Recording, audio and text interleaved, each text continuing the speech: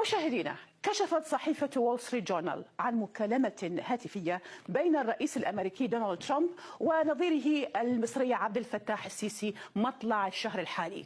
على ما يبدو وحسب الصحيفة قد طلب خلالها ترامب من السيسي السماح بعبور السفن الأمريكية عبر قناة السويس مجانا. ذاك الطلب أثار ردود فعل غاضبة في الأوساط السياسية والإعلامية المصرية.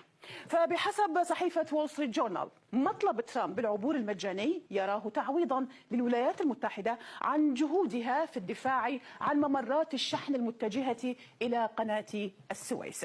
وقد أبلغ ترامب السيسي أن الولايات المتحدة تسعى للحصول على دعم مصر في العملية ضد الحوثيين من خلال المساعدة العسكرية أو تبادل المعلومات الاستخباراتية للمساعدة في الاستهداف أو التمويل كما قال، نظرا لأن ذلك يمكن أن يحسن